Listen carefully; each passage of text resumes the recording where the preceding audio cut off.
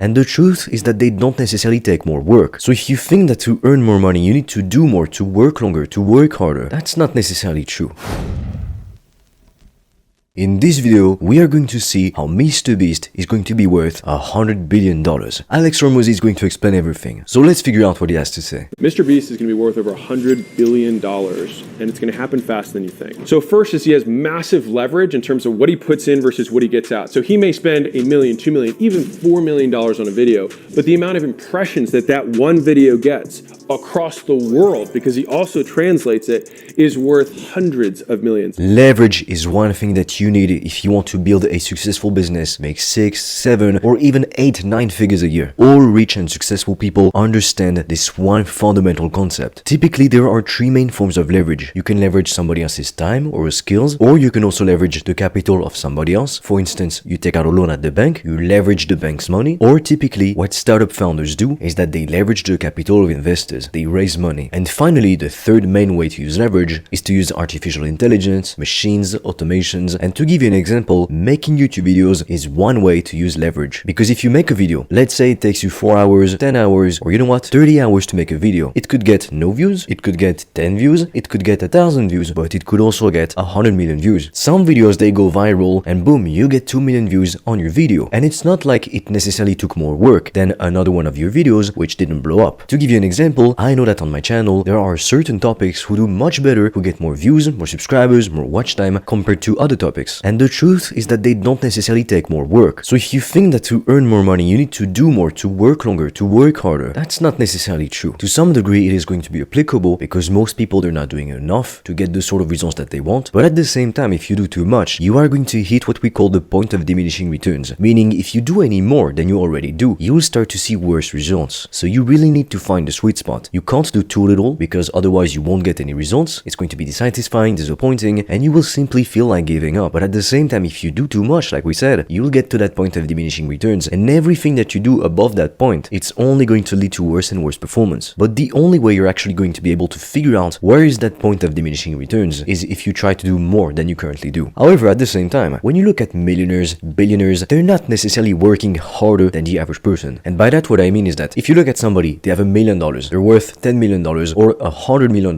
Do you think they work 1 million more hours, so they work 1 million more times? Or do you seriously think they work 1 million times harder than a small business owner who works every waking hour and who is struggling to pay the bills? The truth is, no, it's not the case. It's simply that they have so much leverage compared to anybody else. Like a multimillionaire, they can leverage a lot of capital, they can hire people, so leverage other people's time and skills, and they can also leverage artificial intelligence, machines, automations, and that's how they're able to 10x the results. If you truly want to build great wealth, you need to be able to put something in a system and then be able to get out more than what you put in. Typically, this is what we call a return on investment. You put $1 into a machine, let's say, and then 10 comes out. That is a massive return on your investment. And think about MrBeast. He gets hundreds of millions of views, even billions of views. He's got a massive following, and because he translates his videos in literally other languages, he reaches out to even more people. And think about his niche. His niche is literally most people. People who simply want to be entertained. He makes videos on extraordinary topics because he knows most people will click on that video. They'll be interested. They'll look at his thumbnail, at his title, and they'll be intrigued. They will want to know what is going on. And that's how he's able to captivate such a big audience. Because trust me, if he was making videos on personal finances or videos on how to invest in a 401k, he would never be able to get the same amount of views. To give you another example, fitness channels can reach so many more people than business channels because more people from all over the world are interested in health and fitness. To give you an idea of what Beast Industries is all about in terms of the ecosystem. Across like 4, 5, 6 YouTube channels, he's got 183 million subscribers, and that doesn't include the international channels, which are more than half of his audience. Ahora no pueden decir que había un guión. On top of that, he's got TikTok, he's got Instagram, he's got Twitter, and in aggregate, he's got over 300 million plus subscribers. They're also incredibly engaged. This is crazy. Bro, I can't even hear. In 2022, MrBeast had the fastest growing account on TikTok and YouTube. 2 of the platforms that have the most eyeballs right now, he has the most of them. You think about the amount of creators on each of those platforms, and he was literally number one. I like to say that business is a game of beating other people, other businesses. Think about it. If you can offer a better product or service than the competition, you'll get the customers, you'll get the money. And MrBeast is incredibly good at hooking people, at retaining their attention. And that's why he's the highest paid YouTube creator, making over $54 million a year with literally just YouTube AdSense revenue. But on top of that, he started other business ventures like Feastables, MrBeast Burgers, and as of right now, MrBeast Burgers, his fast food chain, it has generated over $150 million. And he opened it up when he was only 23 years old. I can guarantee that without his massive audience, without his incredibly strong, powerful brand, he would have probably never been able to get to that level and to open up a fast food chain, making over $150 million, especially knowing that he came from very humble beginnings. And that is why I often say to people, the internet, and most especially social media, it opened up a world of possibilities for the average person. It is literally insane. Like if you want to build wealth, make 10K, all the way up to $100,000 a month, starting your own online business is the best course of action. Never ever before in the entire history of the world have we seen such a crazy opportunity to build great wealth. And not only that, but guys like MrBeast, they have influence over millions of people from literally all over the world. Just imagine having influence over 300 million people. Social media is infinitely more powerful than TV. In fact, I seriously predict that TV is just going to die at some point because they don't really adapt. And most people from the younger generation nowadays, when they watch TV, it's to watch YouTube on the TV or to watch Netflix on the TV. So having a strong personal brand is incredibly powerful because look what it did for MrBeast. And it's exactly what allowed Kylie Jenner to become a billionaire at only 21 years old. It is also what has allowed The Rock to sell his own whiskey brand Proper 12 for over $600 million.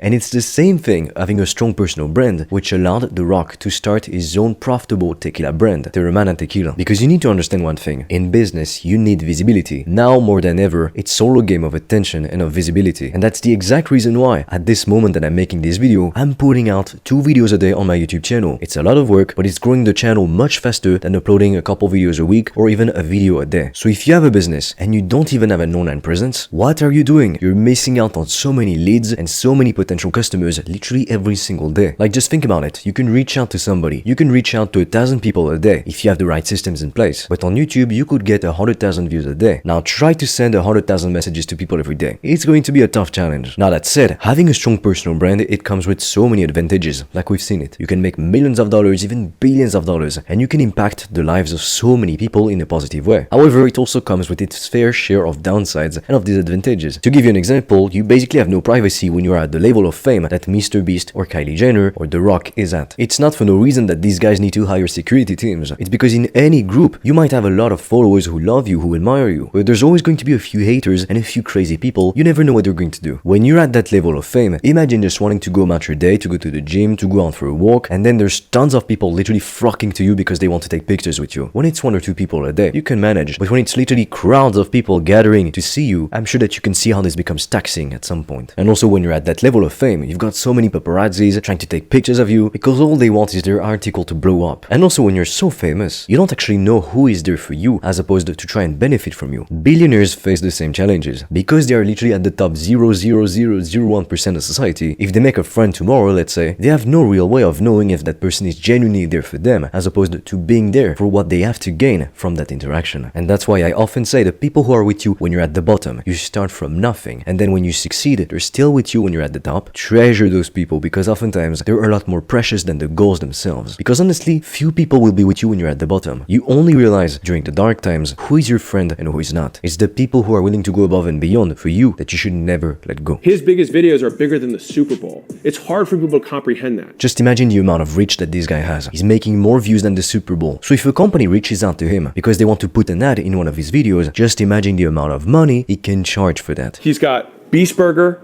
which is a ghost kitchen, which basically leverages the network of restaurants that already exist. And then he uses his distribution base of customers to buy stuff on an app, and then it gets delivered and filled on from whatever local restaurants he's already partnered with. The next thing, he's got Beast Gaming, which is where he'll try and make apps and video games because he has a big gaming audience. But I think where the real winner for him is going to be, and this is what I would make my bet on, is that he's going to be going all in on Feastables. Number 2 is that when you have a media company, your product is your marketing, which is one of the unique advantages that only media companies have. Meaning, the more you spend on your product, which is your media, the more marketing ends up happening. There's a ton of leverage for media creators because what they sell and how they market themselves are one and the same. And with that leverage, he's able to gain access to other people's massive distribution bases. He was surprised how much Joe Rogan's podcast with him. You invest so much money into all the the show. money I make. I don't. Why do I need money?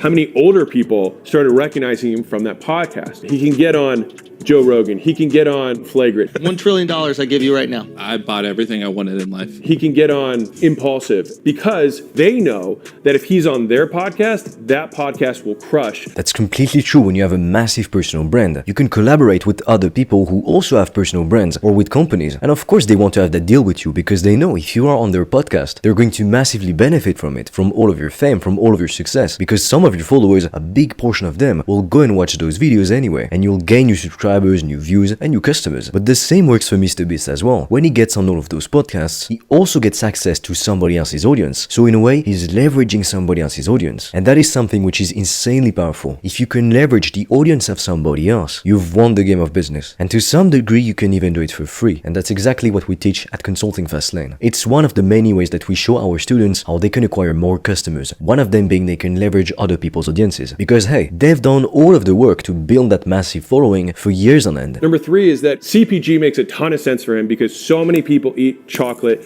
eat chips, eat pretzels, and a lot of those people are in his audience. Typically with a business, you can either serve a few select people and charge a very high price, think Ferrari, think Bentley, think Bugatti, or any of the premium luxury brands, think about the private jet companies, and they're going to make billions of dollars because they charge so much money to people who can afford to pay for these high prices. But then the other way to go about things, to target as many people as possible, so literally everybody, but then you're going to have to sell something for a cheap price, because most people, if you sell them a chocolate bar, they're not going to buy it for $10,000. It would make absolutely no sense. And so both those types of companies can make billions of dollars. So remember this, either you serve a select few people and you charge very high ticket prices, or you serve everybody and you charge cheap prices. That's exactly what Amazon is doing, MrBeast is doing with Feastables, chips, candies. And with his audience like 300 million people, this could mean that 300 million people buy his chips, his chocolate bars, his candies. And what those products have also is that you're going to consume them and then you will need to want to buy another one. Because if you buy a fridge or a computer, you don't need to buy one the next month or the next day or even in the same year. Like tell me, how often do people need to buy a fridge? Not that often. However, how often do people buy chocolate? Every week, sometimes even every day. So by selling a product that people consume and then they need to buy again, it's kind of like if you had a subscription service, because people will keep coming back for more and for more. And I can guarantee that the average person, they can try and sell some chocolate bars, some chips, and they could make some money because that's something that people buy. Everybody knows that there is a demand for chips, for chocolate bars, for candies. However, MrBeast has a gigantic advantage. It's his own brand. So because people know him, they like his videos, they know him, they relate to him, they're going to buy from him. And oftentimes, this is exactly why you see t-shirts with a logo being more expensive than the same t-shirt without the logo. It's because the brand, it adds more weight to it, so you can charge a much higher price. And people, when they buy a certain brand, they learn to trust it over time. So if they like it, they will keep coming back to that brand. It's habit forming. Because not only when you buy chocolate, it's going to give you a lot of dopamine, it's something pleasurable. When you eat chocolate, you feel great, unless you despise chocolate, obviously. And so it's going to create a habit around buying Feastables in this example. So just imagine how much money you can make off of this. Billions of dollars. There are no limits at this point. Now, Feastables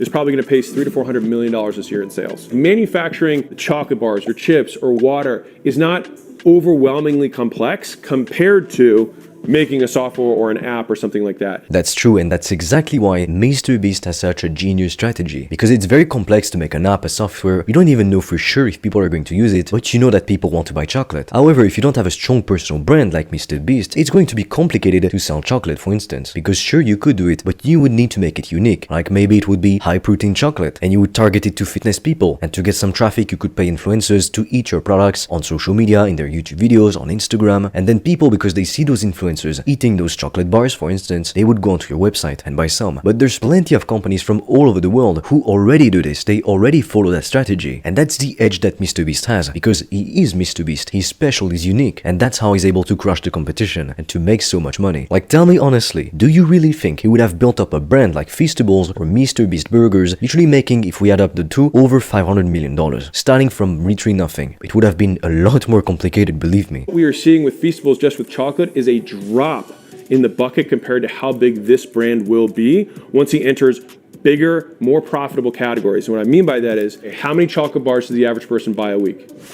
Now, how many sports beverages or water do people consume per week and purchase per week? Significantly more. And so if he goes into those categories, even if the same number of people purchased get 10 times the revenue he's currently getting with chocolate bars. When most people start a business, they think they need to do everything, serve every customer, and be everywhere at the same time. They think they need to be on YouTube, on TikTok, on Twitter, on Instagram. But you need to realize one thing. When you're just starting out, you only have so much time, energy, and resources to invest in your business or in different things, in different projects. So you can't be everywhere and do everything all at the same time. And that is especially true if you are the only one working in your company. That's why when you're just starting out, I really advise most people to just pick one thing, like one business model, and then you serve one niche and you have one product or service. That's it. And then as you grow your business, you'll be able to hire other people to delegate parts of the work, and that will free up more of your time. And you'll be able to research new strategies to grow your business, to expand into other categories. And that's how you end up building something massive. But it starts very small. Everything that is now gigantic, it had to start somewhere. It's kind of like, don't compare your chapter 20 to somebody's chapter 1000, because that wouldn't make sense. There's just a gigantic gap, and for a reason. It's kind of like a skinny guy looking at somebody who has been lifting weight for 15 years. Obviously, you cannot be depressed because you're not at that level if you've been working out for like a month. And that's why you need to be realistic about what you can do and when. It's kind of like that quote, most people underestimate what they can do in 10 years and they overestimate what they can do in a year. And right now, he's selling out faster than any other brand. My team had to go to a zillion different grocery stores and we still couldn't find D's Nuts because they're sold out almost everywhere. He's taking up more shelf space and pushing through his product at a faster rate than any other brand on the category. Can you imagine selling more chocolate bars than literally Snickers or Hershey's? It's been absurd. Basically, whatever I thought we were going to sell, we're doing like 5 times better. It's kind of shifted my whole mindset. Like retail space, when you have a brand this big, it's just so